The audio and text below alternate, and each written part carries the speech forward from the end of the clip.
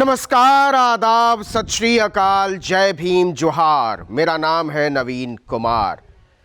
5 राज्यों में चुनाव की घोषणा हो चुकी है, लेकिन सबसे ज्यादा अगर किसी राज्य के आने वाले नतीजे का इंतजार है तो पश्चिम बंगाल के चुनाव के नतीजे का, क्योंकि पश्चिम बंगाल एक तरीके से नरेंद्र मोदी के लिए नासूर की तरह है। उन्होंने लाख कोशिश कर ली, लेकिन पश्चिम बंगाल में सरकार नहीं बनवा पाए भारतीय जनता पार्टी की, और तब भी नहीं बनवा पाए जब वो अपनी लोकप्रियता के शिखर पर थे, और अब तो वो ढलान पर हैं। उनकी अपनी सरकार भी पूर्ण बहुमत की सरकार नहीं है। तो ऐसे में सवाल है कि पश्चिम बंगाल में जो 2 चरणों में चुनाव की घोषणा हुई है, उसमें क्या होगा? ममता बनर्जी का जलवा कायम रहेगा या नरेंद्र मोदी भारतीय जनता पार्टी के लिए कोई कमाल कर पाएंगे? इसे 3 तरीके से समझने की कोशिश करते हैं। पहला तो ये कि चुनाव आयोग की प्रेस कॉन्फ्रेंस होने वाली थी। अब देखिए कैसे ममता बनर्जी नरेंद्र मोदी को और भारतीय जनता पार्टी को बहुत अच्छे से समझ गई हैं, और जब तब उन्हें छकाती रहती हैं। तो चुनाव आयोग की प्रेस कॉन्फ्रेंस अनाउंस हो चुकी थी, और उसके ठीक 1.5 घंटे पहले ममता बनर्जी एक ट्वीट करती हैं, और उस ट्वीट में लिखती क्या है कि पुजारियों और मुअज्जिनों यानी मौलवियों जो मस्जिदों में नमाज पढ़ाते हैं, उनका जो मानदेय है वो 500 रुपए बढ़ाकर 2000 रुपए कर दिया गया है। अब इससे देखिए कि चुनाव आयोग भी बौखला गया, क्योंकि उसको लग रहा था कि ममता बनर्जी के पास अब जनता को देने का कुछ मौका नहीं है, कोई नई घोषणा वो नहीं कर पाएंगी। लेकिन ममता बनर्जी जानती हैं, इतने दिनों में वो बहुत अच्छे तरीके से समझ गई हैं कि चुनाव आयोग कैसे काम करता है, नरेंद्र मोदी कैसे काम करते हैं, और उनकी पूरी मशीनरी कैसे काम करती है। क्योंकि एक दिन पहले, चुनाव की घोषणा से केवल एक दिन पहले 14 मार्च को कोलकाता के ब्रिगेड मैदान में एक रैली होती है, नरेंद्र मोदी की रैली। वो रैली किस बात पर होती है? परिवर्तन यात्रा की समापन रैली होती है। आपको बता दें कि राज्य की 237 विधानसभा सीटों से होकर भाजपा की परिवर्तन यात्रा गुजरी, और यह माना गया कि राज्य में परिवर्तन की बयार बहा देनी है। लेकिन इसका असर इसके आखिरी दिन यानी 14 मार्च को ही देखने को मिल गया, जब नरेंद्र मोदी ने ब्रिगेड में रैली की। ब्रिगेड एक बहुत बड़ा मैदान है कोलकाता का, जिसको भरना सबसे बड़ी चुनौती मानी जाती है, राजनीतिक चुनौती पश्चिम बंगाल की। बहुत कम पार्टियां हैं जो ब्रिगेड को भर पाती हैं, और उसमें नरेंद्र मोदी की पार्टी भारतीय जनता पार्टी नहीं है। ब्रिगेड के मैदान को या तो कम्युनिस्ट पार्टी भर पाती है, और नहीं तो ममता बनर्जी की तृणमूल कांग्रेस भर पाती है।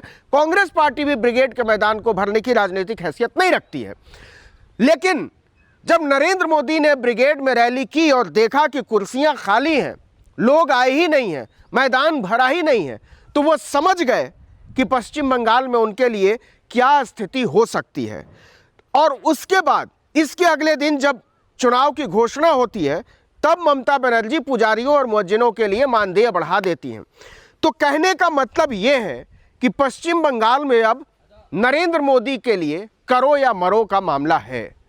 एक बात और, जितनी भी परिवर्तन रैलियां हुई हैं भारतीय जनता पार्टी की, उसमें ज्यादातर लोग जो थे वो हिंदी भाषी थे, मतलब बांग्ला भाषी नहीं थे। और आप जानते ही हैं कि ममता बनर्जी मां माटी मानुष की राजनीति करती हैं, लेकिन दूसरी तरफ उन्होंने कीर्ति आज़ाद को भी अपने साथ जोड़ा हुआ है ताकि उत्तर भारतीय उनके साथ कनेक्ट रहें। उन्होंने शत्रुघ्न सिन्हा को भी अपने साथ जोड़ा हुआ है। तो एक ऐसा कॉम्बिनेशन है जिसका कोई जवाब फिलहाल तो भारतीय जनता पार्टी के पास नहीं है, और चुनाव तक नहीं होने वाला है। एक बात जो पश्चिम बंगाल में कही जाती है कि वहां पर, मतलब पश्चिम बंगाल में, भारतीय जनता पार्टी एक लीडरलेस पार्टी है। ममता बनर्जी के सामने खड़ा करने के लिए कोई एक बड़ा चेहरा नहीं है भारतीय जनता पार्टी के पास। उसके नेता तो बहुत सारे हैं, लेकिन जो हैं वो भी टीएमसी से आयातित नेता हैं, और वो अपने को आजमा चुके हैं। भारतीय जनता पार्टी भी उनको आजमा चुकी है। तो कहने का मतलब यह है कि जो चुनाव होने जा रहा है इस बार पश्चिम बंगाल में, उसमें नरेंद्र मोदी का इम्तिहान होने जा रहा है। अभी से मैं आपको बता देता हूं कि अगर इस चुनाव में बेहतर प्रदर्शन कर पाती है भारतीय जनता पार्टी, जिसकी उम्मीद फिलहाल बहुत कम नजर आ रही है, तो सारा श्रेय नरेंद्र मोदी को जाएगा। और अगर थोड़ा सा भी खराब प्रदर्शन कर पाती है या जीत की तरफ नहीं बढ़ पाते, तो इसका ठीकरा केवल और केवल नरेंद्र मोदी के माथे पर फोड़ा जाएगा। ये बात तय हो चुकी है। ममता बनर्जी की लड़ाई भारतीय जनता पार्टी से नहीं है, ममता बनर्जी की लड़ाई नरेंद्र मोदी और अमित शाह की जोड़ी से है। वो हमेशा ही कहती रही हैं, ममता बनर्जी अमित शाह और नरेंद्र मोदी को रंगा बिल्ला की जोड़ी तक भी वो कह चुकी हैं और बहुत सारे महाभारत के चरित्रों से उनकी तुलना कर चुकी हैं। मैं वो बात नहीं कहना चाहता हूं, लेकिन ये बात बिल्कुल साफ है कि जिस तरीके से ममता बनर्जी अपना काम कर रही हैं, जिस तरीके से ममता बनर्जी राजनीति की चालें चल रही हैं, वो अपने आप में बहुत सारे इशारे कर रहा है। और जो सबसे बड़ा इशारा है वो ये कि नरेंद्र मोदी के पास ममता बनर्जी के मुकाबले पश्चिम बंगाल की ज़मीन पर खड़े होने की सलाहियत नहीं है। उनका धरातल बहुत कमज़ोर है, उनकी तैयारी बहुत कमज़ोर है और अब तो ऐसा लग रहा है कि उनकी राजनीति भी बहुत कमज़ोर है। तो जो नतीजे आएंगे 3 तारीख को, उस पर तो सबकी नज़र रहेगी, लेकिन ये जो चुनाव का रास्ता है उस पर ज़्यादा नज़र रहेगी। क्योंकि एक बात जो भारतीय राजनीति में कही जाती है वो ये कि अगर नरेंद्र मोदी का कोई मुकाबला उन्हीं की शैली में कर सकता है तो वो ममता बनर्जी कर सकती हैं। क्योंकि एक चीज़ समझ लीजिए, भारतीय जनता पार्टी कभी भी ज़मीन पर उतरकर लड़ने वाली पार्टी के तौर पर नहीं जानी जाती रही और पश्चिम बंगाल में ममता बनर्जी के सामने उसकी ये कमी जाहिर हो जाती है। जब तक भाजपा कोई प्रेस कॉन्फ्रेंस करती है या सड़क पर उतरने की कोई तैयारी कर रही होती है, कोई बयान देने की तैयारी कर रही होती, तब तक ममता बनर्जी पैदल मार्च शुरू कर चुकी होती हैं, उनके पीछे सैकड़ों लोग चलने लगते हैं। तो समझ में नहीं आता भारतीय जनता पार्टी के और नरेंद्र मोदी के कि इसका मुकाबला कैसे करना है। और यही वो कमज़ोर कड़ी है जहां नरेंद्र मोदी फंसे हुए नजर आते हैं। लेकिन कहते हैं कि चुनाव हमेशा से संभावनाओं का खेल होता है, तो कुछ भी हो सकता है।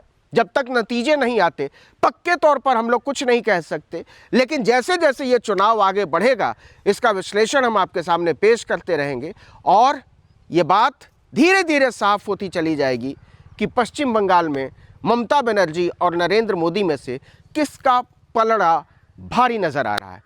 तो इस वीडियो में इतना ही, लेकिन अगर आपने आर्टिकल 19 इंडिया को अब तक सब्सक्राइब नहीं किया है तो फ़ौरन कर दीजिए, बेल आइकॉन दबाइए, घंटी जैसी आकृति लाइक कीजिए और कमेंट करके बताइए हमारा वीडियो आपको कैसा लगा। हमारा ट्विटर हैंडल है आर्टिकल 19_इंडिया और मेरा ट्विटर हैंडल है नवीन जर्नलिस्ट। नमस्कार।